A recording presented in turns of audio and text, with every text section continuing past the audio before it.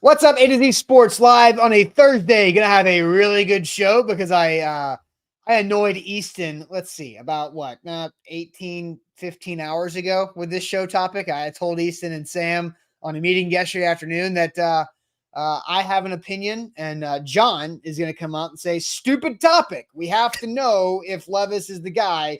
Callie has already said they are sticking with Levis. Well, John, you are jumping to conclusions. So I will tell you guys. John, one of us agrees with you. Look. But you guys haven't even heard me say anything Hey, yet. we're going to today I'm going to the chat I think is largely with me, but guys, you don't even know what we're going to hear Austin out. He's not even told me I don't know what exactly the bones of his opinion are. So we're going to hear him out and be as patient as humanly possible. So I am interested to find out what exactly the point is here. The title of the show, Titans should consider starting Mason Rudolph over Will Levis at quarterback versus the Colts for two reasons. I've got two reasons for this. None of you know what my two reasons are, and you're assuming you know what my reasons are, and you're probably not. So this is going to be a fun show because I think I'm going to convince not all of you, because that's not logically possible or a reasonable expectation for me, but I'm going to convince a decent portion of you that, yeah, okay, that's not a bad idea. Yeah, and maybe you're not going to say you buy my opinion, but you're also probably not going to sell it immediately like Easton did. The immediate reaction to my idea of the topic. Sam and I both had a guttural reaction like, oh, God, oh, brother, this guy. But again, give me a second. We're going to have a good show. This is going to be a very good show because we also had a really good Doc Talk segment yesterday. And so we're going to update you guys on that. So make sure that you lock in, like the show, as King VC says. We're going to have a really good conversation on my two reasons why I think the Titans should consider starting Mason Rudolph in week 6 after the bye and not Will Levis. So we'll talk about that for those two reasons. And then we got the Magic Bucket. Sam, we'll be back tomorrow. I see some people bringing out the Survivor comments. We'll talk about that episode off top as well. Easton, let's get this thing officially off and rolling. Well, good morning, Austin, and good morning to all the people in the comments. We appreciate you guys being here. Do us a favor this morning. Just hit that like button. Super easy on Facebook, on YouTube. There's a little thumb right there near our faces. Hit that button for us. It costs you nothing. It's very helpful to us. It's a win-win here. And if you guys could do that for us, it would get as many live people in here as possible. That is the way to help us with the algorithm.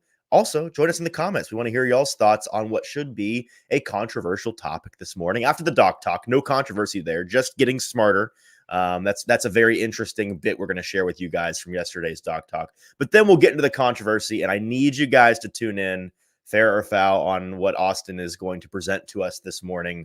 We're going to hear him out, and we want to hear your thoughts over there in the comments on Facebook or YouTube. So hit like, hit subscribe, and be patient with us this morning. Yeah, it's not even controversial.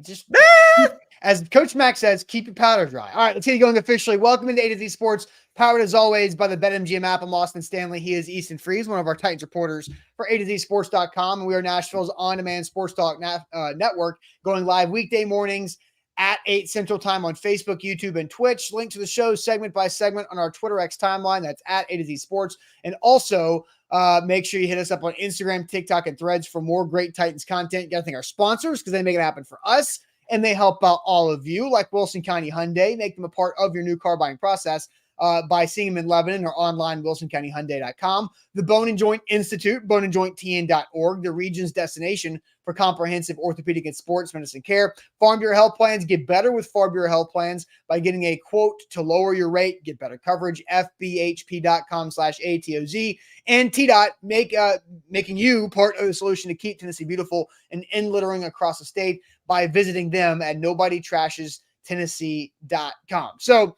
the title of the show, Titans should consider starting Mason Rudolph over Will Levis at quarterback versus the Colts for two main reasons. Now, I don't want people to freak out because I am not anti-Will Levis moving forward. I think that I'm not changing off that stance, but I have two reasons why I think the Titans should consider Mason Rudolph after the bye and not Will Levis. So, but first, I do want to recap what we learned yesterday from the Bone and Joint Institute Doc Talk segment, because we had Ian Byram, who is a shoulder and elbow specialist, because after we talk about Will Levis and Mason Rudolph, we're also going to talk about Jeffrey Simmons' elbow injury because it was great. As if you watched the Doc Talk yesterday, then you saw us be like, oh yeah, Levis has a shoulder injury. How do we talk about with the Bone and Joint Institute? Oh, Jeff has an elbow. Well, the same guy does both.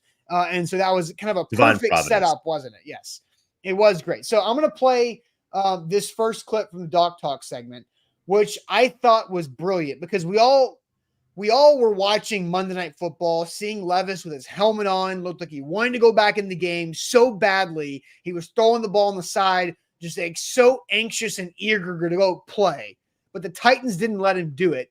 And that ended up being such a smart move based on what the AC joint injury could have actually been. So here was Dr. Byram talking about why the Titans were right to hold Will Levis out on Monday night. What you don't want to assume is that it's a simple low-grade AC separation, and then it turns out that on imaging there's a fracture. So, with the same injury mechanism, you can actually fracture the end of your collarbone, and it can look and feel and act very similar.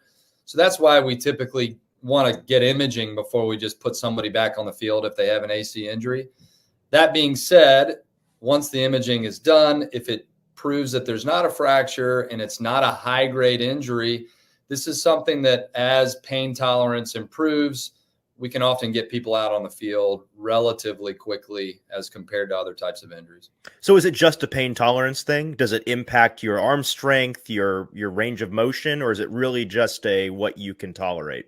Yeah, and I hesitate to say it's just a pain tolerance because that might make it sound like I'm somehow judging his toughness. And I think, we agree that he's willing to throw his body out there. Not judging your toughness, Will, totally. If you're listening. But sometimes the severity of the injury can cause not only pain, but weakness in that arm. So generally speaking, you want the athlete to be able to achieve full motion, getting their arm all the way above their head, and full strength before we get them on the field. Because if you can't get your arms above your head to catch a high snap, or you can't properly make the rotational move to accurately throw, then you're not really helping yourself or your team to be out there. So yes, pain tolerance, but you also get some motion through the AC joint when you're doing overhead activities. And again, that's position dependent. So look, I think that was a really good answer from Dr. Byram, who's a very entertaining doctor too. Like not all doctors are as entertaining and jokey and funny as Ian Byram is. Agreed. So Easton, what was your takeaway from the Will Levis conversation about the AC joint, which we've learned a lot about grades of injuries with the DeAndre Hopkins MCL, and we'll talk about that again with Jeff Simmons and his elbow injury. But the AC joint has a 1 through 6 type of grade, and like the latter half, the higher ones are the ones where your collarbone is like sticking out of your skin and looking goofy like that, like you're a Halloween decoration. But that obviously is not what Will Levis seems to have because we have not seen any of that. But what was your overall takeaway of the Doc Talk segment? Yeah, and I asked Dr. Byram at the end, how many more of these Doc Talks do we have to do, Austin, before you and I can get licensed to practice medicine? Because we feel a whole lot smarter after each and every one. He said only 7, so we're well on our way. We're almost there to be able to treat all of your medical needs. I came away, I would say, less concerned than I was, but I wasn't already all that concerned. But just based on the way the Titans talked about it, and we had gotten the report earlier yesterday morning about how I forget who it was from, Jeremy Fowler or Rappaport, about how they expect Levis to be fine after the bye, not worried about it as a long-term thing. But the way that he explained it, where it's not something that you're concerned about with other structural damage, with a knee injury, for example, you're worried about, okay, well, if this ligament is torn, what was the impact of the other ligaments? What's the inflammation going to impact the other moving parts in there? A lot of collateral damage possibility. Not really the case with an AC joint, so that's good news. And it's really just that, like he's parsed there, it's a pain tolerance thing, and as long as the range of motion is there, and I'd imagine, when you see them going into the blue tent, when you see Will Levis going to that blue tent on Monday night, and it comes out real quick, and it's like, what they doing there? Probably just tested his range of motion. Probably felt around for any, felt around on the ball joint to make sure there wasn't any pinching or rubbing or anything like that. And they were like, yeah, that's just, it's your AC joint. Let's just see how it feels. But if the range of motion is there, if the strength is there, it's up to you, Will. And then we did hear from his coach at some point. Brian Callahan essentially said, Will came to me and said, I just don't think I can do it. And so that was it. That was why they didn't put him back out there. And obviously they didn't need to put him back out there. So that was perfectly fine. Yeah. Sorry. No, go ahead. I was just going to say, the Titans didn't need to throw the ball, but 4 times, I guess they dropped back 5 times in the second half. We talked about that some yesterday and Tuesday after that game. So like it didn't matter who was going to be the quarterback. And I think I haven't said this yet. I don't think when we all saw Levis out there with his helmet on and they didn't like pull his shoulder pads off and put him back in street clothes for the second half or have him wear the t-shirt over his football pants, like that whole move, because who's the emergency quarterback? Like Tyler Boyd? Boyd. So, like it was not as bad. It was not bad enough to have Levis in street clothes to where if something happened to Rudolph, Levis could have gone in and hand the ball off and take a knee at the end of the game. And the Titans were 1-3 after beating the Dolphins. And here's another thing. He's wearing his helmet because his helmet has the communication device inside. And so he's still involved in the game and involved in the communication. Yes, you can pull it out and give him an earpiece to wear, but like you wanted to make sure he was available just in case something happened to Rudolph and you had to finish the game with even more handoffs than they already did. I also, the only little bit of conspiracy that I'll lean into is that I do think that the script of that game played some factor in Levis's personal decision making.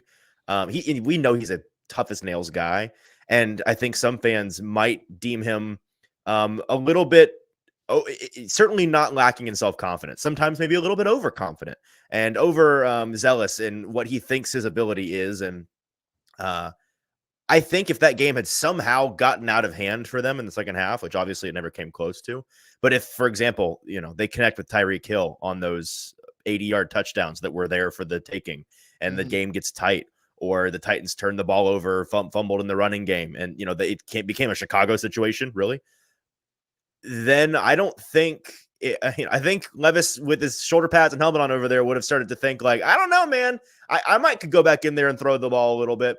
We'll never know, and it doesn't matter. But I don't think they were putting him in at all. Like at all. Well, clearly you don't, because you're about to explain why you think they shouldn't put him in 2 weeks. I think, and again, I think there are 2 reasons why the Titans should consider going with Mason Rudolph over Will Levis versus the Colts. There are 2 reasons, and one of them is honestly protecting the ability to evaluate Will Levis, because here is Ian Byram on Doc Talk yesterday talking when Easton, you asked him about what's the concern of like aggravation or re-injury if you put him back out there. And here is what Dr. Byram had to say. So I don't worry as much about a re-aggravation from throwing as much as I do of a re-injury. So if you take a second hit to that already somewhat tenuous joint and those ligaments are already a little bit unstable, then you run the risk of taking it from a low grade and making it a high grade. So that's where you really have to get muscle control back, motion back, so that you can adequately protect yourself. And we've seen this with a number of athletes. If you're trying to protect one thing, sometimes you're putting something else at risk. You've seen it with Tua. He had ankle surgery and then he dislocates his hip. You subconsciously alter how you are positioning your body on the field, how you're falling when you're tackled or when you're running the ball. So you want to get to a point where you're not favoring that, so that you're not putting yourself at higher risk of re-injury. Reason number 1, the Titans should consider playing Mason Rudolph in week 6 against the Colts is to buy an extra week to hopefully avoid a re-injury of headstrong Will Levis, who is not going to protect his body because he has not protected his body once really at all. Like even when he's sliding air quotes, he is submarine diving, shoulder first, and runs against the Packers and the Jets. And then obviously he dove and hurt his shoulder going for the first down marker in the first quarter of a game. So that is the number 1 reason, because when Brian Callahan said Tuesday afternoon, the day after the press conference, he had a line where he said, we have to do everything we can to learn everything about Will Levis. And you can't learn everything you can about Will Levis if he goes out there against the Colts, 13 days after the AC joint injury, whatever grade it is, and does something that he's prone to doing, like putting his shoulder into a defender or his shoulder towards a first down marker, or Nicholas Petit-Frere gives up an Gets him easy pass murdered. rush, and guess what? Right shoulder is right there for the right tackle, Oh, the no. throwing shoulder, and you cannot risk Will Levis having this grade 1 or 2 AC joint injury become a grade 3, 4, 5, or 6. So that is reason number 1.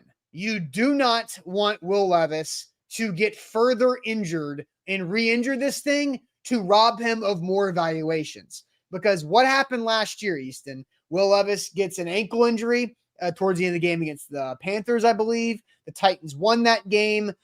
Maybe it was the Seahawks. One of the games. Honestly, I don't remember. Yeah, they all kind I of blocked all of that nonsense out. Regardless, he gets hurt at the end of a game. Then he starts the next time at the Texans and plays like 8 snaps, and then he's out. Mm-hmm. And then guess who started the last game of the season? Ryan Tannehill, because you don't want the guy to get hurt. So you don't want to repeat that same situation. You want Will Levis. I am sacrificing game number 5, week 6 of Will Levis evaluation so I can evaluate game 6 through game 16, weeks 7 through 18 for Will Levis. That is my reason number 1. My reason number 2 is I think the Colts are a very beatable team. Will Levis and the Titans have played games where they should have beaten more of these teams than they have. But we all know the turnovers have crushed them. They've been critical turnovers, fatal turnovers in a couple of these games, right? And given up points. So what you can't do against the Colts is give them points on their scoreboard that Will Levis has done. And he's had turnovers in every game, whether he plays all 50 or whatever snaps or 11 snaps. He's had a turnover in all of these games thus far. The Indianapolis Colts have the 2nd worst run defense in the NFL. They have the 6th or 7th worst pass defense when it comes to yards allowed per game in the NFL. It is bad. I believe the Tennessee Titans can get to 2-3, with Will Levis or with Mason Rudolph. But because of my first reason, I don't want to risk Will Levis game 6 through 16. So I'm going to sit Will Levis and let Mason Rudolph get you to a very important 2-3 and 1-0 in the AFC South. Because if you're 1-4 and 0-1 in the South, now you're in deep doo-doo. Because I'm trying to extend the season and also extend Will Levis's evaluation period by not playing him in week 6. Sacrifice the Colts game for Levis alone to extend him and the season. Those are my 2 reasons. I don't want you to react yet because a lot of people were like, hell no, this is stupid. This is poo-poo. I literally saw people saying this is a poo-poo topic. Like use the word poo-poo like they're 5 years old or 4 years old. But I want you guys to, and there we go, look, Carpet King, deep doo-doo, right? So I want you guys to answer the question. Do you buy or sell my 2 reasons why the Titans should start Mason Rudolph in week 6 against the Colts? All I'm talking about is week 6 against the Colts. You buy it or sell it. But first, I'm going to tell you guys all about our friends at Farm Bureau Health Plans. You can go get their health coverage and sell your current stuff and get a better health coverage plan for it. Zach Bingham signed up with Farm Bureau Health Plans 3 years ago, and he was an independent contractor or an entrepreneur and single at the time, didn't have his spouse's coverage to rely on, and had to go out against the government. And Farm Bureau Health Plan saved him 20% every month on his health coverage and got him better coverage for it. Didn't have to pay out of pocket to go to the dentist twice a year. Didn't have to pay out of pocket for his contact with his vision coverage. He was able to elevate both sides of things when it comes to his health plan. And Farm Bureau Health Plans has been doing that for 78 years. That's 78 years across the state of Tennessee. And if you're a Tennessean, they can have your back as well. It's super easy to do it, regardless of your stage of life, whether you're single like Zach was 3 years ago, or whether you get a growing young family, an empty nested older family. Farm Bureau Health Plans has you covered. Get a quote today by checking them out at fbhp.com/ATOZ. We're also brought to you this morning by BetMGM, an official partner of the Tennessee Titans. Guys, sign up today using our bonus code ATOZ Sports, and they're going to give you up to $1,500 back in bonus bets if your first win doesn't cash. Whether you're cheering on the Titans at the stadium or watching the game at your favorite Music City sports bar, you're always going to be in on the action with the BetMGM app right in the palm of your hand. Nothing better than a Titans win, except perhaps the thrilling feeling of victory with a win at BetMGM. Enjoy the best parlay selection options, boosted odds specials, daily promotions, so much more. Download their app today, BetMGM, and use our sign-up code ATOZ Sports to experience the football season like never before. BetMGM, an official partner of the Tennessee Titans. All right, so I'm going to reiterate, and I'm going to put up a YouTube poll asking everybody, do you buy or sell my 2 reasons why I think the Titans should start Mason Rudolph over Will Levis in week 6 alone? It's just week 6 is what I'm talking about against the Colts. The first reason being the re-injury opportunity for the AC joint. It seems like from the reports from Ian Rappaport, it is a lower grade AC joint. Mm-hmm. So not that bad, right? Like you can kind of give it some time, but I think 13 days is probably not enough time. So don't play him in week 6 in order to give it another 7 days to play him in week 7 so you can have a better chance of avoiding re-injury so you can evaluate Will Levis from games 7 through 17, understanding you miss week 6, big whoop, but you don't want him to get hurt in week 6 to cost him more games, because that is what could happen here, according to the Bone and Joint Institute's Dr. Ian Byram, who is a shoulder and elbow expert. The other reason why is I think with the Colts defense, that is the second worst run defense in the NFL, giving up 165 yards a game, and is the 6th or 7th worst, I think it's tied or close, pass defense in the NFL, giving up over 230 yards a game. I think the Titans can win with Mason Rudolph to get to a very important 2-3 record and 1-0 in the division. So that is those are my 2 reasons. Buy or sell my 2 reasons on why Rudolph should start over Levis just for week 6. Easton, do you see anything in the comments? Yeah, Austin, you made a intelligent, cogent, thoughtful argument. And many people in the comments don't care. They are selling hard.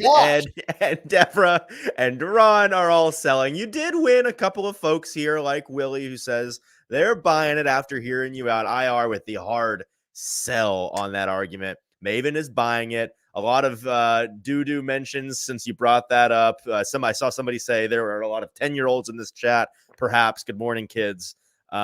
Corey says bye. Mike says sports bye. Sports are funny. I don't care how old you are. Listen, I'm with you. Yeah. Guy and Jonathan and DeMarco all say sell.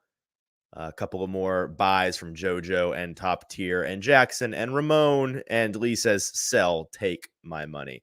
Man. Austin, I guess I'm not really sure. I honestly, because you tweeted out that I pre-annoyed you with this topic when I brought it up, and all I did was I gave you the surface, right? I gave you the iceberg tip of I think they should go with Rudolph in week 6, and you and Sam were like, oh god, and after I explained it, are you Alonzo Mourning sitting on the Miami Heat bench going, oh, okay. No, not quite. Not quite. I'll be honest. I'll be 100% honest. I am significantly less annoyed right now than I was. It doesn't mean I'm in agreement with you, but I'm not annoyed by it. I can, because you thought this was an anti-Will Levis take. This is actually a pro Will Levis evaluation take. Well, to be fair, in that moment, my reaction was, wait, is this an opinion based on our doc talk, which we had just finished? Or is this based on what you thought before we talked to the doctor? And you didn't answer me. I said yes, because it was both. Because I was already kind of thinking that, to be honest. I don't know, if you go back and watch the doc talk, the full, you will see my facial reaction when he said that re-injury. I literally I clocked it and I was like, nope, that's exactly what I wanted, because that I was already thinking that going into it. And I was already thinking about I was texting Ramon Foster too about the injury is an opportunity to see if Rudolph can win you a game by being as boring as possible to get to very important 2-3 and not let Levis get you to 1-4 because he's either injured / hurt or does the dumb thing again that he's done 4 games in a row. Sure. So I'll poke a couple of holes in this, but ultimately it's not, if somebody agrees with you. I don't think they're crazy for it. I can understand it. The couple of reasons that I'm not with you here. Number one, you say, I don't think 13 days is long enough. I know you're not qualified to say that because you haven't finished all 7 of your doc talks. You're not there yet. I have done so many doc talks. I have no. This year you got to re-up your license every year. No, That's the way it works. I don't make the rules. You're not. Your license is expired. I've done. Yesterday was a 2 for 1, so I'm at 4 for this calendar year, and I've probably done. 20. You heard the doctor. It's 7. That's the number. So ultimately, the team. I don't think you or I or anybody that isn't the team doctor really has any idea first of all, what grade his injury is. Number 2, what the re-injury concern is with where he's at right now. So what they decide is going to be a more informed opinion on the re-injury risk than you or I. Now, maybe we get to the game and if that's what they decide. Here's my point is if he's healthy, they're like, whether or not you think it should be Mason, they're playing him. So if it is Mason, it's because you were right to guess that you're worried about the re-injury risk. That's the only reason they don't play. Well, I just think it's like, and you're right. I don't know. And Karen's asking, what the MRI say? They're never going to tell us what the MRI like. So we don't know. Dr. Ian Byram knows that he doesn't know the MRI, but my thought, it's like the risk analysis, right? Let's go to a long game poly risk analysis. 13 days and 20 days. I think there's a lot you can gain by an extra 7 days, really with any injury. I mean, like 7 days, like that's what, 50% more almost, right? Over 50% more time to heal than 13 days. And so like, I think that's worth the rest of the season. Like, it's okay. Like one game, like we're not going to watch him play against the Colts and be like, yes, there he is. He's fixed. He didn't make a mistake because he didn't do it against the Colts. Like, no, we need to see the rest of the months of the season for that. And if he gets hurt against the Colts, because NPF is still a bad right tackle, the Colts don't have some key players on defense. But anybody can beat NPF. And so like, I don't want Will Levis getting hurt for no reason, because you have to see a larger sample size, and getting hurt could shrink it. And Caleb in the comments asks, Stillman said yesterday that Amy will make the Levis decision and not Callahan. Do you agree, Austin? I'll answer for him. Of course not. Obviously not. It's very stupid. Amy lets football people make football decisions. It's just don't listen to that guy. Here's the other big reason why I'm not with you here. So we've made it clear that ultimately we don't know, and I'm assuming you agree with me that the only reason it will, if we flash forward and it is Mason, it is because they're worried about the re-injury. It has nothing to do with anything else, right? Like that would be the only reason they play him. Let's think about it. What'd they do with Jeff Simmons this past Monday? Right, they held him out. Like Jeff probably could have gone. Right, based on I stand by the fact that they held him out because the bye existed. Exactly. If the bye was not there, I think he's playing the game. But I think the bye week is give it now. You're allowing another 50% time to heal. Because you have the bye week to your advantage. I think it's a huge deal. I think same thing. Why this is a huge deal? They're utilizing the bye as the advantage. I know, but now it's like, again, it's one game, doesn't matter. Like you just said yourself, one game matters. It's the most important game of the year, in your opinion. No, I'm talking for the Titans season. Beating this Colts team in week 6 at home is a must win if they want to have a season where they're winning more games and trying to compete. But if you're talking about Will Levis's evaluation, one individual game on October 13th doesn't matter. Okay, so here's where I disagree with you. So we've already set aside the fact that we don't know whether he's healthy or not. And I will ultimately not agree with your whole point, but I'll agree with the decision if they put Mason out there, because I know that means they know, the doctors much better than I, this is still not healed. So that's a separate thing. But under the assumption that report from Rappaport yesterday is correct, that they're like, he's going to be fine. We're not worried about the re-injury. We're going to have him ready to go by week 6. Assuming that is the case, which we won't know for a couple of days. The reason why I think the cautious approach is not the right one is because it robs you in one game of the point of playing Levis the entire year, which is you are trying to live and die by the Levis experience in order to set yourself up for the future. So if you play Mason and you win this game, does it extend your season for 1 week at least? Yes, it does. Well, But now you're 1-0 in the division, and you've got 5 division games at the end. And obviously it's a big deal. I'm not discrediting that. But if you win this game and then you go blank against the Bills and the Lions, and then you blow a game to New England after that, if the season falls apart, whether it's because of the team or whether it's because Levis comes back and he, again, the thing we're trying to find out here just proves he's not the guy, then you've won a game for no reason. And on the flip side, if you lose with Mason Rudolph, which I think people are deluding themselves into thinking isn't possible against a gettable Colts defense. Don't get me wrong, but you can lose with Mason Rudolph to anybody in the NFL. You can lose with Will Levis to anybody in the NFL, and it's a divisional game. No matter how gettable you think your divisional opponent is, there's always a significant tangible threat that they will beat you.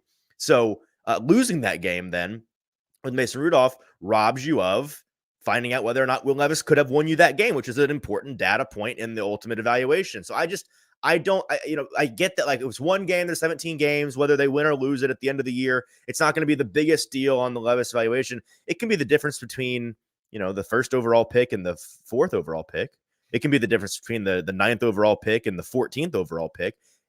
It does matter. And if he's healthy, I don't see any reason to be cautious. I don't.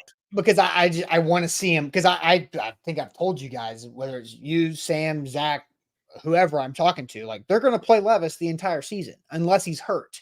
And I don't want him injured for more than one game. And I think there's an opportunity. But Austin, you've seen him play. Even when he's 100% healthy, he's still an injury risk in every game he goes out. I know, which is why when he's 13 days off of a throwing shoulder injury, I'm going to give him 7 more days. The funniest part about that interview, you can see my wheels turning when he's talking about the re-injury, because Dr. Byram said, and if he takes another hit, and I'm thinking, he didn't take a hit. He threw himself into the ground. Yeah. It was just him. I've never seen a quarterback more completely in the air than Will Levis. We have a subscription for photos for our website and for our graphics. The amount of photos when you type in Will Levis, the amount of photos that he is horizontal is ridiculous. Yes, I've never seen him more completely in the air. We can't use a lot of the photos because he's literally horizontal in the air, whether it's his own doing or NPF for somebody else's doing. Right. So here's another comment I want to get to, because we have some comments and some super chats. I also want to get to the poll that I put up, because I said buy or sell Will Levis or Mason Rudolph should start over Will Levis versus the Colts in week 6 alone for my 2 reasons. 52% of the votes say buy. So it's very, very even.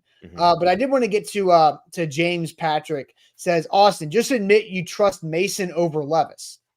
I mean, shouldn't I? Like if we're taking care of the football, shouldn't I trust Mason Rudolph over Will Levis? I mean, I think you should. Well, no, be more specific. You trust Mason Rudolph not to lose the game. You don't trust him more to win the game. So yes, to not lose the game. Sure. Yes, because let's just go. Easton, you're the stat guy. I'm gonna pull out some stats. Bring it. Levis had 26 career starts at Kentucky. Okay.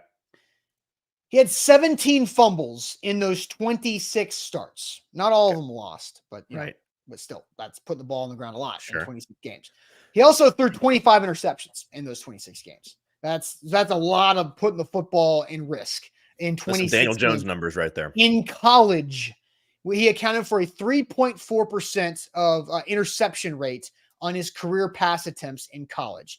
3.4% interception rate in his pass attempts in college. Do you know what his interception rate is this season?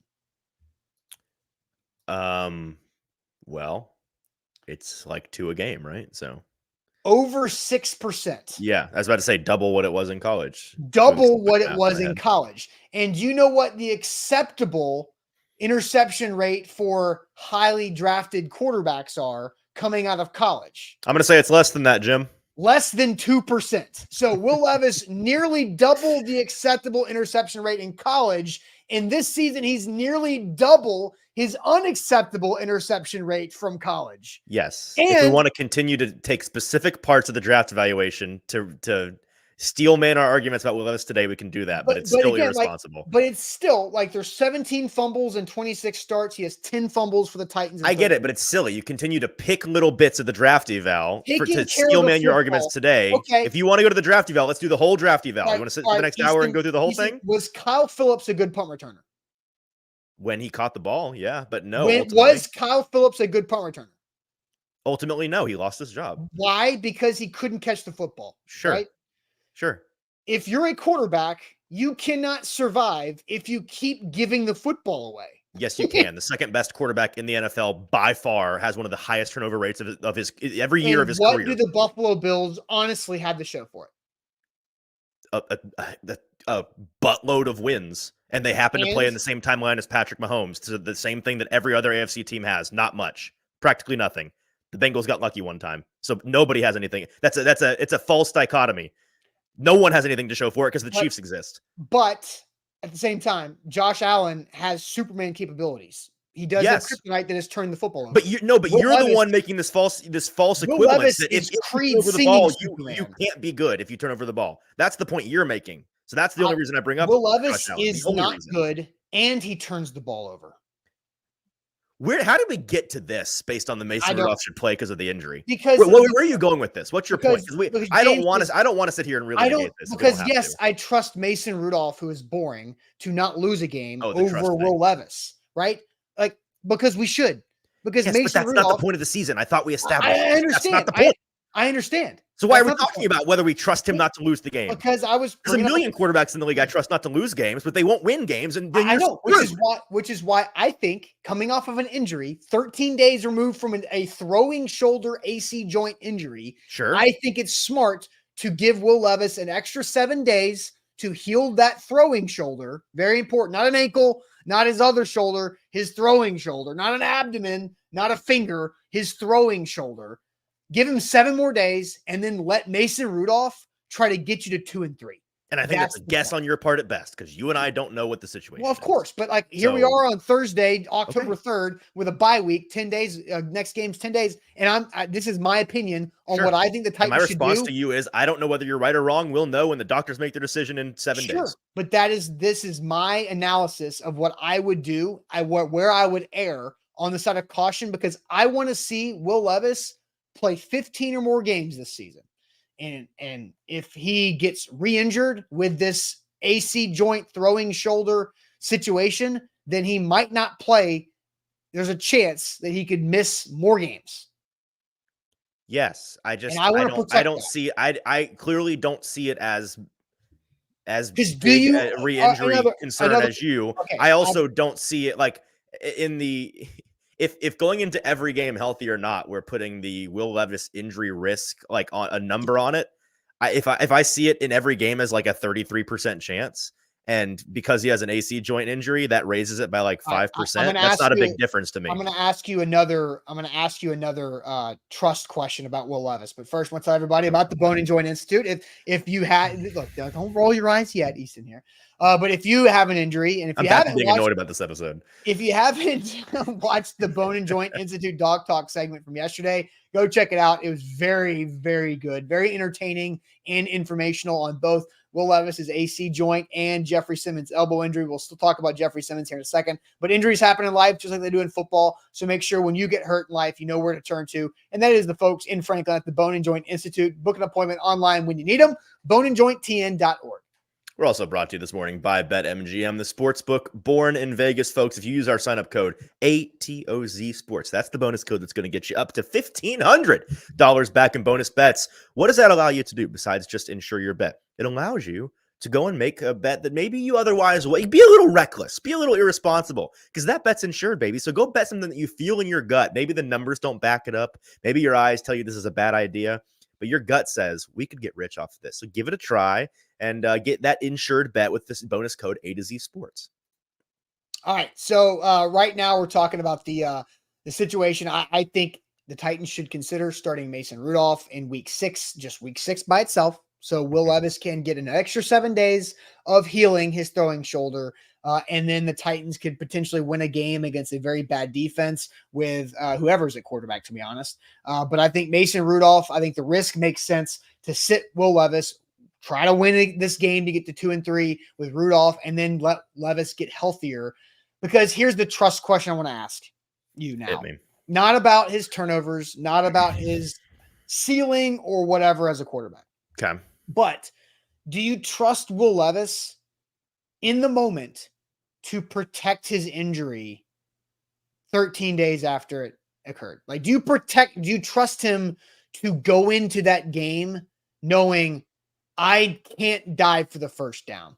I can't throw my shoulder into a defender. I can't be reckless with my body. Do you trust him to do that 13 days after a throwing shoulder injury? I do. You do? Yeah. What have you seen from Will Levis that makes you trust him? What is the... I've seen in week 1 him be reckless with his body, and I'll give him crap for it. And then week 2, intentionally slide many times. I've seen him dove. He slid like he was sliding. Austin, did he get down or did he not? This is such a stupid distinction on your part. How many NFL quarterbacks are awesome at sliding? It's pretty much just the guys that have played baseball. Like Kyler Murray, good slider. Patrick Mahomes, good slider. Josh Allen got roasted for his sliding technique for a million years. Russell Wilson, good slider. Like, quarterbacks notoriously are bad sliders. Did you get hit or not? I don't care how you go down. Go down. Dumb point. Don't ask Traylon Burks to go down. Find a new angle. We know Traylon Burks doesn't try to slide. He can't fall. He might be the only person on the team that is more in the air on a consistent basis than Will Levis, Traylon Burks. So yeah, dumb angle. Find a new angle on the sliding thing. No, so you asked me the reason why. That's why I've seen him, and also I know that he's not like. People think that he makes dumb decisions, and largely he is prone to make dumb decisions. He's not a dumb person, and if he is trying to protect his shoulder, he's not going unless he feels like it's ultimately 100% necessary. It's 4th and 1, the game's on the line, you're in the red zone, and you got to take one for the team. I don't think in the first quarter you're going to see him try to get the first down the exact same way he did to injure his shoulder 13 days after he did it the first time. I don't believe that's the case. No. We can't. You can disagree with me. We can't really prove it. I don't trust him to protect himself. I did because this is who he is, right? Like, he is I'm going to go balls to the wall and get the third down conversion in the first quarter by going full extension, which he got the first down. My God, like it should have been a first down, but he is super athletic. He has the ability to learn how to do things athletically. And I'm sure Will Levis has some baseball in his background. He throws a pretty sidearm slided throw. Looks like a shortstop back in the day to me, but like, I'm sure he knows how to slide. And the reason I asked you the question, how can you be sure he knows? Your whole point earlier was that he doesn't know how to slide. I don't trust him in the moment to make that decision of the safe decision. I don't I do. That's fair. If you trust him to make that, I guess the only way we'll find out is if they play him, and we'll see what happens, right? So yeah, and then we can come on that Tuesday, and somebody can get roasted. Oh, it's going to be I mean, look, this is the thing about Will Levis is he definitely creates discussion. Let me make one other point real quick. It's not really a big thing, but part of your point with Rudolph is that this Colts defense is so gettable. Their run defense is so bad. Will Levis can also go into the game and just game manage and hand the ball off and throw the ball 9 times in a game. Like, no, I know. The injury. If your point is that this game's easy, you won't even have to do much with the quarterback. Will Levis can go in there and not do much too. No, I've said a couple times, I think they could win with either quarterback in this game against the Colts. Okay. Absolutely. But my thought is, like, NPF can still do something awful and on a 3rd and 8 when they have to throw it and get Will Levis a hit on that right shoulder. Like, so let me ask you a point, Austin. Like, this question will deem whether you find it more important for the Titans to win this game or more important for Will Levis to be safe. Let's say we feel the way we felt, frankly, going into the Green Bay game. Winnable game, Mason Rudolph, just stick to the fundamentals. And we're sitting there with 13:50 left in the 3rd quarter, and the Titans are down by 3 touchdowns. Will Levis in his shoulder pads and helmet on the sideline. He was deemed pre-game healthy enough to go if they needed him. You putting him in the game? Mason Rudolph has completed 9 passes, thrown an interception, and looked. If you're down by 3 touchdowns, no, then the game's over. Okay, you're down 2 touchdowns. Okay, the game is. My point is, you're down much more than you thought. The game is still within reach. I mean, I'm not closed-minded to that by any means. What would you do? You're the coach. What would you do if you're down? Because what was a halftime score against the Packers? 17-7, 20-7, 27, I think. 20. Yeah, it was 20-7 because in the whole missed field goal penalty made it 27. 27-7. If it's you're down 13 or 14 and you get the ball and Mason Rudolph has been atrocious. Not even atrocious, just like he hasn't done anything. He's just been there. They've handed the ball off. They've clearly not trusted him to throw the ball. I mean, like I'm open to the idea of putting him in. Like I would have to know more details on like, is the offensive line the reason why that they haven't done anything? Is it been turnovers? What did Tony Pollard fumble? Here's the reason. They've tried to run the ball 17 times in the first half and passed the ball 9 times. Mason Rudolph has missed like 3 or 4 of the passes. They can't convert a first down. It's just been 3-and-out city, and they clearly don't trust him to pass the ball. The offensive line's been fine. You just need somebody to beat them over the top. I just don't see that being like Mason Rudolph isn't that bad though. He's just not. Like Flo just said Mason Rudolph averaged 240 yards a game with the Steelers. I don't know if that's true or not. Somebody can fact check him. That sounds about right. I don't think Mason Rudolph is going to just be flatly inaccurate and just be awful. I'm not saying he will be necessarily. I'm just trying to gauge whether or not you think Will Levis gives them a better chance to win if they're needing to come back from behind. Because your entire point about Rudolph is that he can go in there and game manage. They should be able to sit in front and like kind of do the same thing they did to Miami, which obviously is ideal. And if you can do that, that's the best of all worlds. But that's not, the NFL, you get punched in the face sometimes. So how do you react? And the Titans didn't respond when they got punched in the face against the Packers. Jay says Levis gives the Titans more of a chance through the air also. Oh, I agree. Like, and that's like, let's go back and like have this again. This conversation is not anti Will Levis. This is I want to evaluate Will Levis in its entirety. You're playing Will Levis's nervous grandmother. Yeah. Keep my boy safe. Yeah. Wrap him in the bubble wrap. Like right. Giant. Who's a little kid on Little Giants? Like wrap him in that phone. Right. No, but I'm saying like it's, and I said that I was on the side that, if Mason Rudolph started the first 2 games, would the Titans be 2-0? No, because Mason Rudolph doesn't throw the football to Chig in the end zone in Chicago. Mason Rudolph makes a different decision. Mason Rudolph does not throw the ball 40 yards down the field to Calvin Ridley against Sauce Gardner for a 40-yard touchdown against the Jets.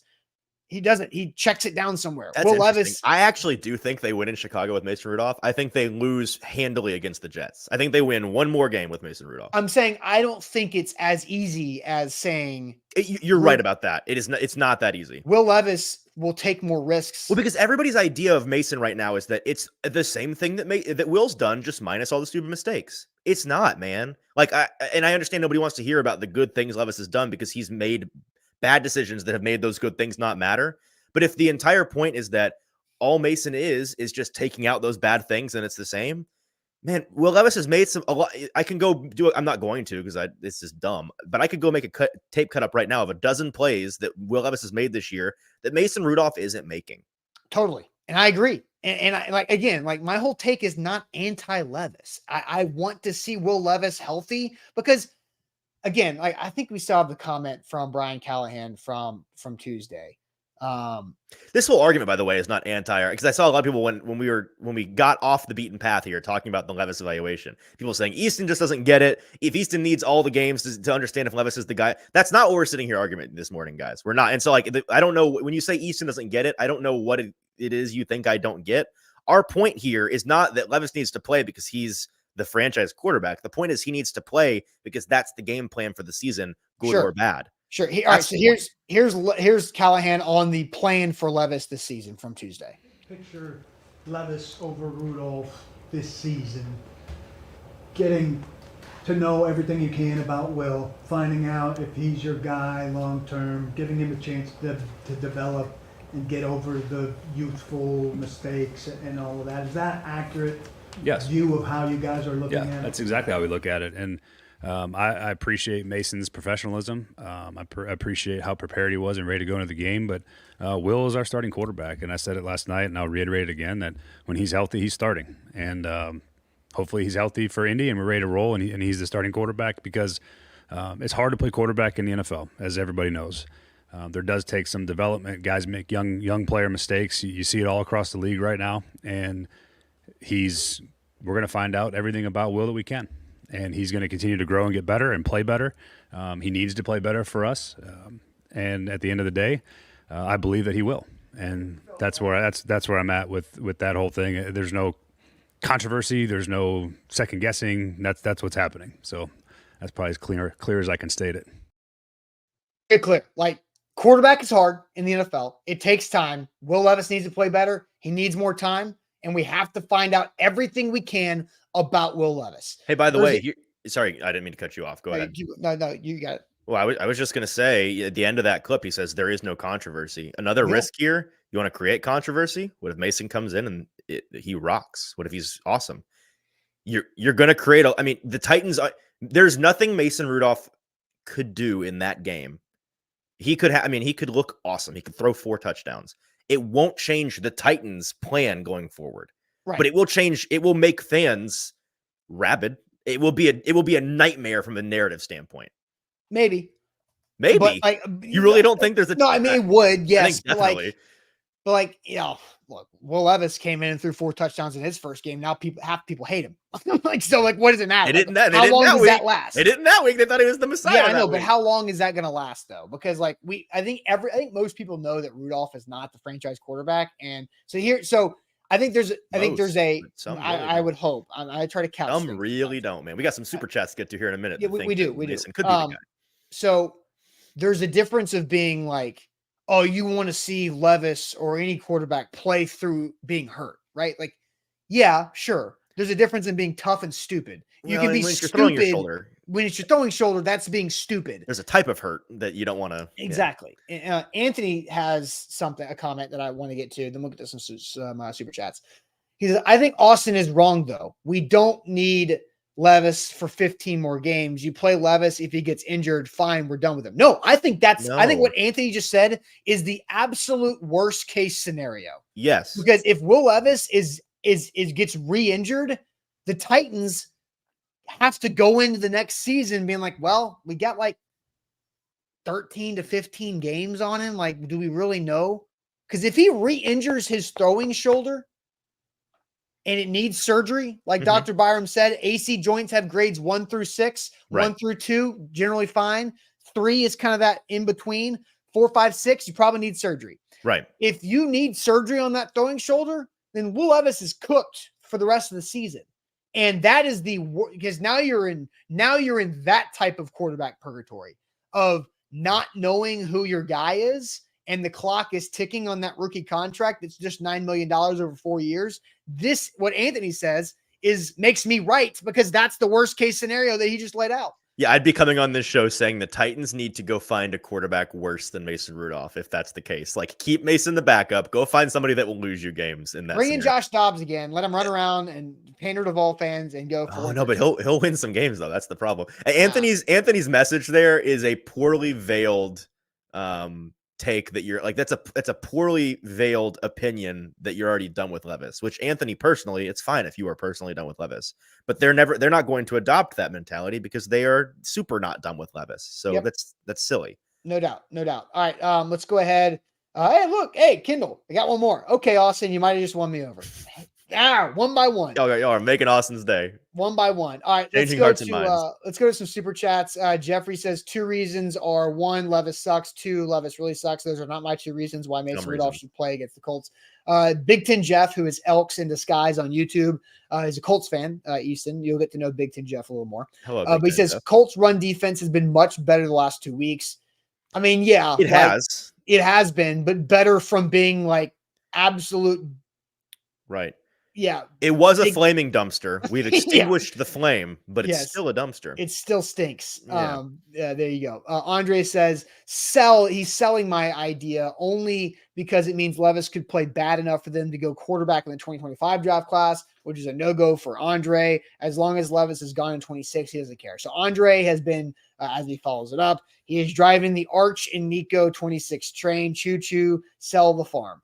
It's very original, Andre. I've not heard anybody say that they want any of those quarterbacks. Look, the Titans could be pre-planning for Manning, if they want. I'm just hearing NFL teams like those guys. This just in. But Andre has been very, very steadfast. I respect the patience there, Andre. I do. On there. Here's a comment out from John I meant to get to. By the show topic, I thought Austin was going to go full Zach. I get what you're saying. It's also funny that you're professionally telling us the Colts stink. Watch the games. You'd professionally agree. Jeffrey says any right tackle Titans should trade for NPF is the poo-poo. We don't have time to get into that because The answer is basically no. Yeah. The answer is no, because no team is going to trade a quality right tackle ever. Eduardo says if Easton needs a full season to know Levis isn't it, he's clearly biased or blind. In blind, apparently. In blind. Mhm. Mason might be the answer. Don't you want to know that for sure? I won't spend too long on this, but That's fine. this is what I was referencing earlier. The Mason might be the answer. No. Just no. I don't want to know that for sure. I don't need to know that for sure. He's not the answer. Nothing against Mason, but he's just like he's been in the NFL for a while. He's not the answer. If if Easton needs a full season to know Levis, this I've heard this a million times. It ticks me off.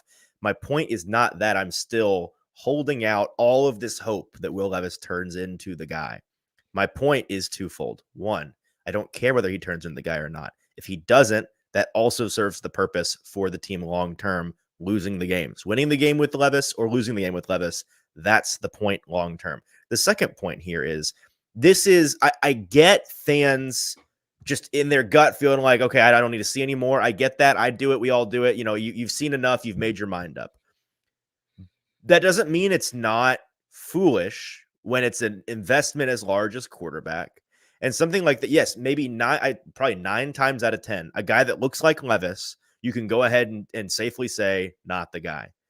But we have big time examples throughout history of where Eduardo could have gone into the A to Z Indianapolis chat in 1999 and been like, I've seen enough of Peyton.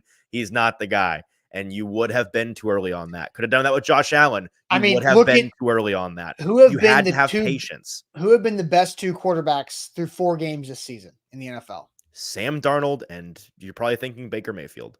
Yeah. I wouldn't agree with that, but I'm just saying, like, 2 of the better, 2 very good quarterbacks, and they're on like teams 4 and 5 respectively, or whatever. Right. And there's a million reasons why people think, oh, Levis is not going to fit that mold because those guys were really young when they were brought in. They were highly drafted. Levis is already, but I get it.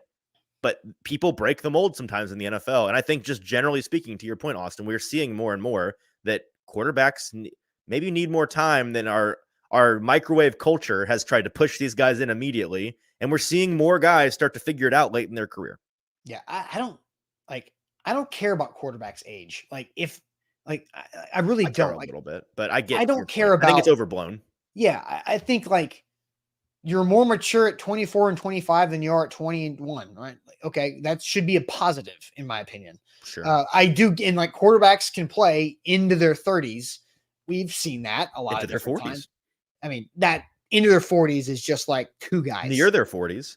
2 you play guys. to 35 and be perfectly serviceable. And player. so you can draft a dude at 24 and if he's good, then he's your guy for 10 years. Great. Right. Then take advantage of that window. I just think that's overblown. Eric says if Mason was Will without the mistakes, Mason would be a starting quarterback and not a backup. Exactly, Eric. Yes. Right. But he's not. We agree. He's a limited quarterback, but a very, very capable. You've called him one of the top 5 backup in the league. Top 5 backup in the league. Top 5 I couldn't backup. remember if it was 10 or 15 or what.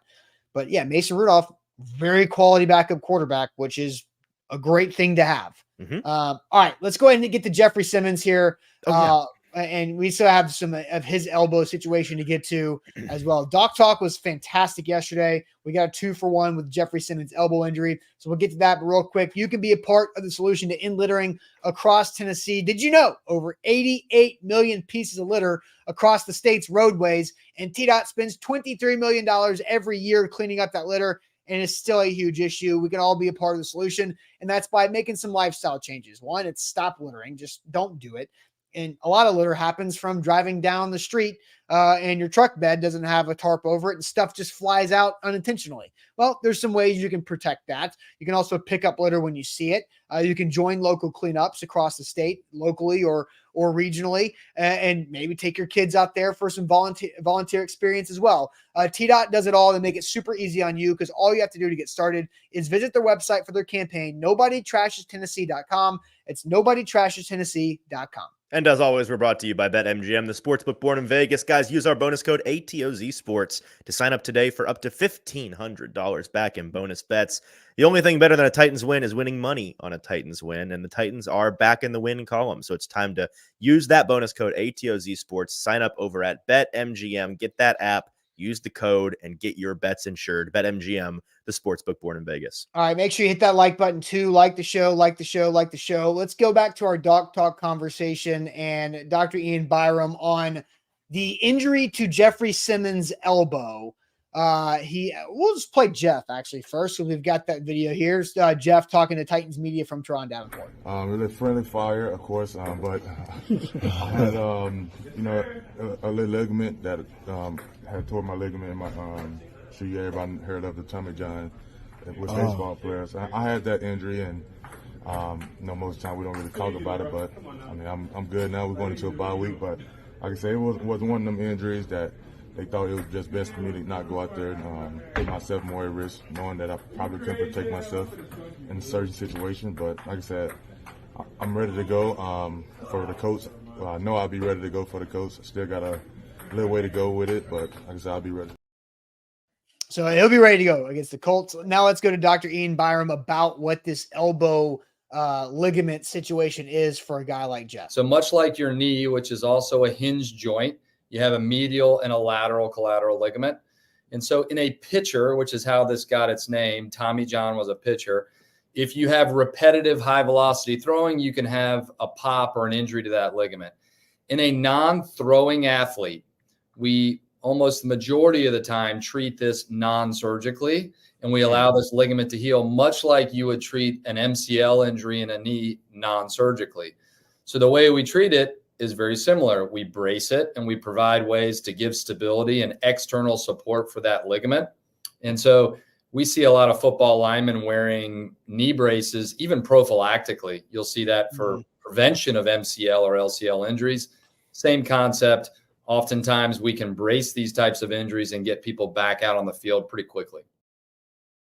So very similar to what we talked about with DeAndre Hopkins and his MCL, right? But like this was the most interesting thing we found out. The elbow, the knee, MCLs and LCLs, both of them. Who knew? And they both can tear and heal on their own. There's no ACL in your elbow, as we learned as well. He explained the equivalent though. It's like an LUCL. It's complicated. He made it sound less complicated than I'm making it sound. Go listen to the full video. It was a great doc talk. Yeah, it was. And Vanessa says severe pain for 6 weeks. Honestly, like from what it sounds like, or she's talking about her knee. Look, like elbow, like, and funny enough, talked to Sam after this doc talk. Sam has had the Tommy John surgery. Sam was a college baseball pitcher and had this injury happen. And it's actually not painful unless you have to throw something. Right. Like you can swing a bat and be just fine with this. Like Jeffrey Simmons can play defensive line and do anything he needs to. If he needs a brace, wear a brace, like JJ Watt robot. JJ Watt brace, baby. And so like you literally just say, it's like, it's not that big of a deal for Jeff. So let it heal. Don't need a surgery. You protect him by letting him sit for one game. So like, I think Jeff seems like he's in a great spot. Yeah, he does. The way that he talked about it sounded like he was a guy that, and this I think illuminates why Sam and I felt a little bamboozled by this when last week, all week long, we weren't worried about him playing. And then we got to the weekend after we were no longer in the locker room and they're like, he's probably not going to play. That was confusing. He made it sound like he was a guy that was ready to get in there and go, and he was prepping for it. And then the coaches and the doctors were like, maybe let's sit out. And he was kind of told, suggestion told to sit out a little bit. I'm not worried about it. I found that part of the conversation most interesting just because we learned a lot about what the elbow does. And we, if you're wondering, well, will it impact Jeffrey Simmons' strength when he's hand fighting on the defensive line? No, it's a ligament, not a tendon. So it impacts the connection to the bones and the integrity, the structural integrity of the arm, but not the strength of the arm. So that's a good thing. Not a worry there. And yeah, I don't know if we want to briefly talk about what I talked about with Jeff. Maybe we save that for another day. Yeah, we can save another day. Like, okay. I just think the good thing is that he'll be Jeffrey back. Simmons is going to be fine. Yeah. And it's not going to be an issue. And That's good. Like I think that was it's a very it's funny. Jeffrey Simmons and DeAndre Hopkins are both very, very important players for this team's success. Mm-hmm. Both have torn their MCL, knee and elbow. Both were able to have the blessing in disguise injury for that joint to not ruin their seasons.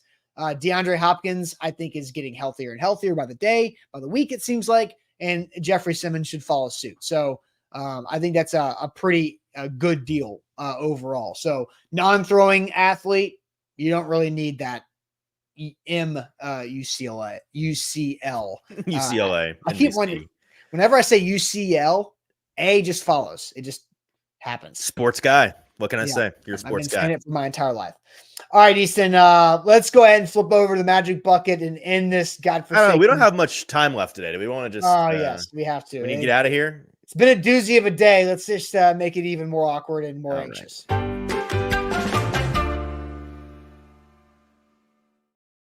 Shout out to our friends at Wilson County Hyundai. Make them a part of your new car buying process. See them in Lebanon or also online at wilsoncountyhyundai.com. Save money on that new ride when you need it. Wilson County Hyundai.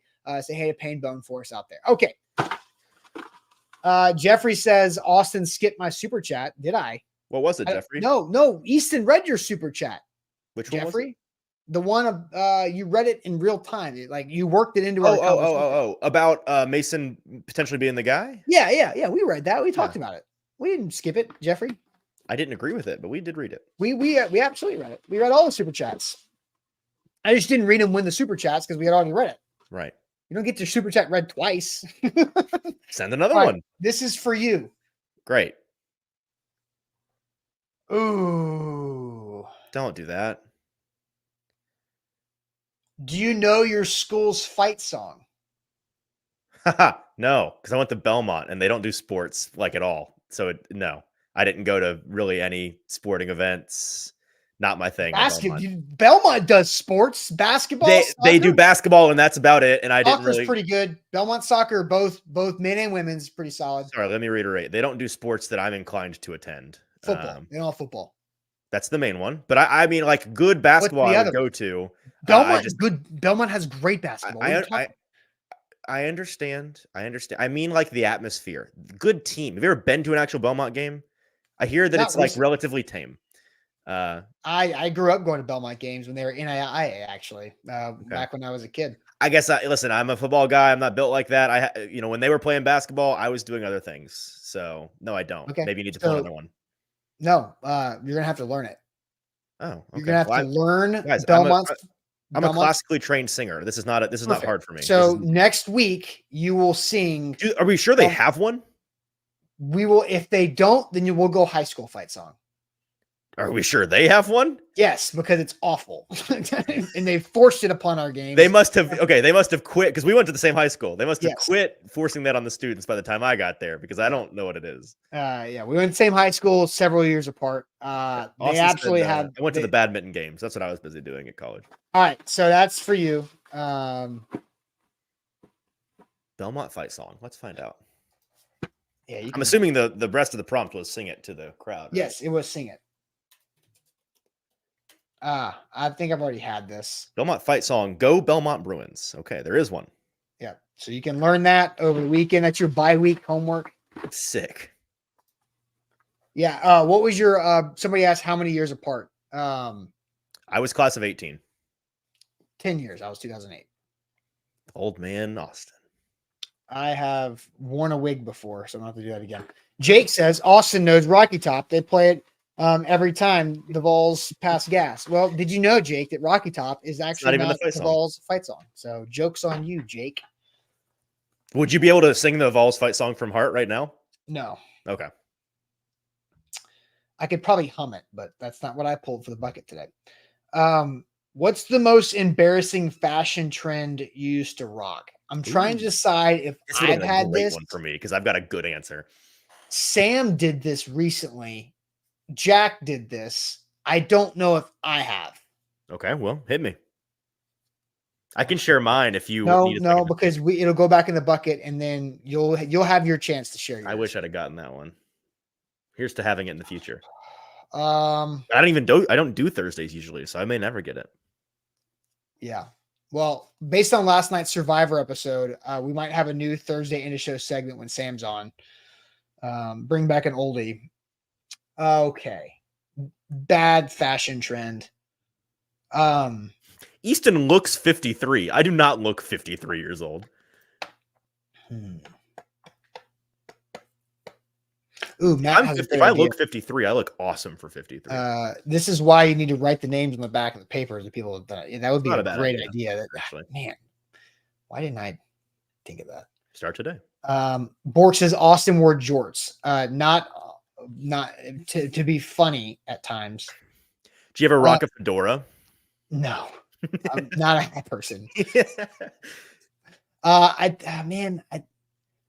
guess like cargo shorts, like, you know, from like 2005 to like 08, cargo shorts that were like really long cargo short. Capris, yeah. Yeah, not capris. That's different. Capri length is my point. The really long baggy ones, Like below the knee, like the below the knee shorts. Yeah. Awful. Freight you're carrying. You got to have all those pockets. Yeah, right. So I did wear cargo shorts throughout high school. You know what also I did? I don't understand why I did it. We had our high school football shorts were the most comfortable, like old school, like mesh fabric shorts. They're Right. the best. For whatever reason, we would wear athletic shorts under our like khaki shorts To school or all the time. like as boxers or you'd wear boxers and then shorts and then khakis. But yes, like 3 layers. Why? Because those damn shorts were so freaking comfortable, and then you were just ready to go. If you want to, That's the dumbest thing I've ever play heard. pickup. All right, boom, I'm already ready in my athletic shorts. But like, I don't know why. And Jake says he did that too. I don't know. That's my worst fashion trend. That's I don't crazy. Know. And TJ, Dawson's right. We did do that. Jeff, we did do that. It's not even fashion. No one sees it. No one knows you're wearing them. It's more. But you do because it shows. Kevin did the same thing. You have baggy khakis, like your torso with the khakis. I don't know why it started, but like wearing athletic shorts under your khaki shorts was absolutely a thing. The athletic shorts with you for if you need them. You're on the blacktop about to play some after school hoops. Danny, and you're just taking your khakis off. People are looking at you funny, like this kid getting naked on the court, and you got shorts on underneath. Facts, like, you know, I don't know why we did it, but I've never heard of this in my life. This was not a thing. Bork says we unlocked a secret club. I guess. So yes, 2 pairs of shorts, athletic shorts under khaki shorts, absolutely happened. Did you ever have the athletic shorts be longer than the khaki shorts? Like you'd be sitting and they'd peek out? You couldn't do that. Okay, because that would look ridiculous. Well, because that was also the thing back in that day. The khaki shorts were long. Kindle athletic shorts under your jeans too. Absolutely. Yes, khaki like athletic shorts under other pants. Is the only purpose it serves to be ready at all times to play? I don't remember. I'm failing to see the point. The secret club in the chat. Why? What was the point of this? When you put your pants on in the morning, what were you thinking? This is good. Certainly, it was absolutely a thing. What was going through your head when you're like, I better wear shorts under these shorts? Basketball shorts under jean shorts. It was to be ready. Kindle says it was to be ready. Just change pants. Just keep them in your bag. Stay strapped. Because ball can happen at any point. Because that seems uncomfortable. That seems like too many layers, especially in the summer. You're wearing shorts in the summer and you got multiple layers on. That's hot. Well, this was like more during school. Like, okay, still, that's just I don't know, man. And I'm picturing it looking kind of funny. I'm picturing it look really baggy. I mean, it was because it was 2006. So I guess that was the point. Baggy. Yeah, go look at the NBA draft photos for the lottery picks. Right. Yeah, that's fair. I'm gonna see if this is a thing. Look, Chris Jump. Jordan wore his college we all know that from Space Jam, right? He wore his North Carolina shorts under his Bull shorts every game. That's probably what started it, honestly. Here's a massive Reddit thread. Why do some guys wear shorts under their pants? Yeah. It happened. And then I don't know when it stopped. Most of these answers are ball is life and you've got to stay strapped. Bingo. But I guess, man. I think Michael Jordan. I think Space Jam started it. As somebody that also enjoys the because ball, I would everybody just who's like, yep, did that. Everybody who's all about the shorts under the shorts. They're probably a 90s kid that watched Space Jam when they were between the ages of 4 and 8. Wait, why was that a thing in Space Jam? Yeah, that's what I was just saying. Like when dude, have you seen Space Jam? No. Dude, Bugs Bunny had to go back to Michael's house. They were in Looney Tune land, and they were getting ready to play the Monstars, and they stole MJ through the golf course from Newman from Seinfeld. They stole him through the golf course hole, and they had to have him beat the Monstars because the Monstars were going to take Bugs Bunny and all the Looney Tunes back to Moron Mountain, and then they stole all the NBA players' talent, and they had to go play a game. But Michael had to get his UNC shorts from his house. And so Bugs and I think Daffy went with him, and they went back to the house, and during the night, they woke up MJ's kids, but they had to get the North Carolina shorts out of his trophy room to bring back so they could beat the Monstars. Sure. Come on, dude. People are very upset in the comments that I've not seen Space Jam. One of the things about me is that as much as I love sports, I really dislike sports movies. I can, on one hand, name the sports movies I've seen that I really liked. Like Miracle, epic movie, cool. But basically every football movie ever made, not a fan. Mighty Ducks, boring. I like the real sports, the movies about sport, and I guess the Looney Tunes element of it makes it. Yeah, that's what it was. Okay, so thanks. I'm glad Andrew was like Bugs got the shorts. Daffy distracted the dog. Sure, man. And, all right. Man. Andre says we need to do a show where Sam and I things were too young. That's what I'm talking It's not about. that I'm too young to have heard of Space Jam. Obviously, I know what Space Jam is. I just missed your time. That's why you didn't wear shorts under your shorts. I've never been compelled to watch it because it doesn't interest me all that much. Hey, did you watch the new Space Jam, the LeBron one that everybody thought was awful? Absolutely not. Okay. See, but is the original Space Jam actually good, or is it a cult classic? Like, is it actually enjoyable? If you sat down and watched it today, would you be like, "This is boring, I would love it." I mean, is it going to be great? Like, but is with it nostalgia? The CGI? I mean, yes, but it's also just something to make you feel good because, you probably didn't grow up watching Bugs Bunny. Like that's just I totally did. I've watched every Looney Tunes ever made, probably besides that one. I used to have the Looney Tunes box set DVDs, and any road trip we'd go on, I'd grind OG Looney Tunes, but never Space Jam.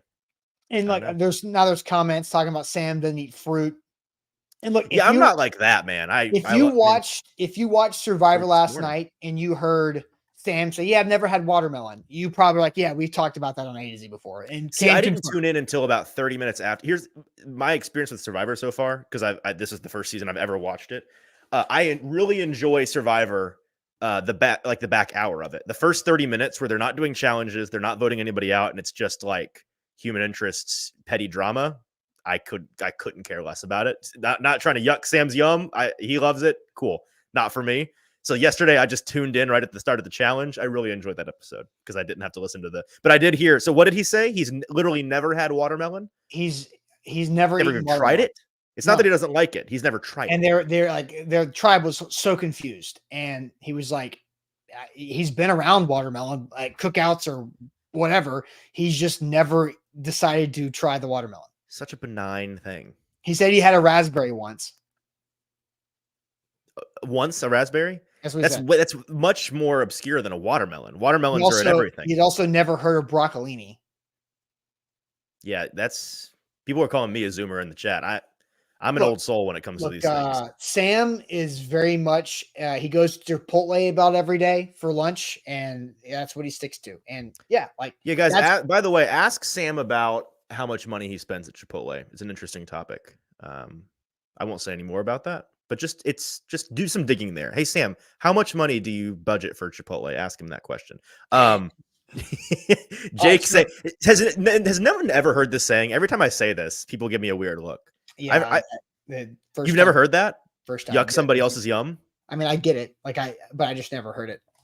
I guess we come from different parts of the world. That's something that I heard a lot. We growing do. up. I mean, I've seen Space Jam. You say yuck is young. So That's not a different part of the world thing. That's a it's different. generational It's thing. different. Yeah, absolutely. And I used to wear basketball shorts underneath my other pants, and you didn't, because But I feel like a saying like "yuck, somebody's yum" is actually an old person thing, because young people definitely haven't heard that. I did on my old show. I did an entire segment one day of like idioms, like sayings, Mhm. because JT Runke, my old show partner, he is super Gen Z, and like he didn't know any of like very basic things. I would say like this started because I would say anybody worth their salt, which obviously you know what that means. And he's like, "What are you talking about?" I'm like, "You've never heard that before." And so I just Googled like idioms, and he didn't know any of them. Oh, I mean, most of them are Southern. That's true. Most of them are, yeah. If the creek rises, that kind of thing. Yeah. There's a lot of Southern things, and then there's a lot of like And he's from the north, so that's fair. yeah. Well, there's also a lot of like Europeans coming to America time And bringing- frame of stuff. Yeah. Right. So we have 2 pieces of homework for Easton this weekend, because King BC says mandatory event this weekend. Easton has to watch Space Jam. You know what's and upsetting? you have to learn the Belmont fight song. So My wife and my daughter are actually leaving for the weekend Boom, today, perfect. so I don't have an excuse. I have all the time in the world to watch. There's Space no Jam. Titans game on Sunday. You can watch Space Jam, and you can learn that Belmont fight song. I can't get out of watching this movie, so I'll just watch No. it and let you guys know on Tuesday.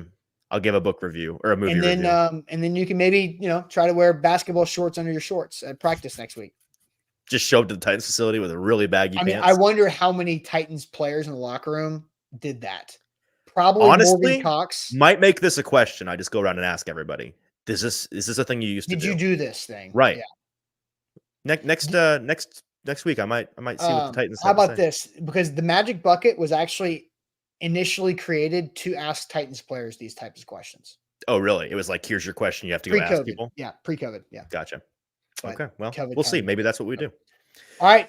That's it for us on this Thursday. Yeah, Thursday. That's All right, right. sweet. Yep. I mean, tomorrow's Friday. Make sure you hit that like button before you head out of here on Facebook and YouTube. That's it for us. Buck's still off tonight for prime time, but Sam and I will be back tomorrow on a Friday morning. We have another topic that's, I'm sure, going to make some people roll their eyes, but just listen to us. Just trust us, because I think I won some people over this morning. But we'll catch you guys later on. Enjoy the rest of your Thursday. Appreciate it as always.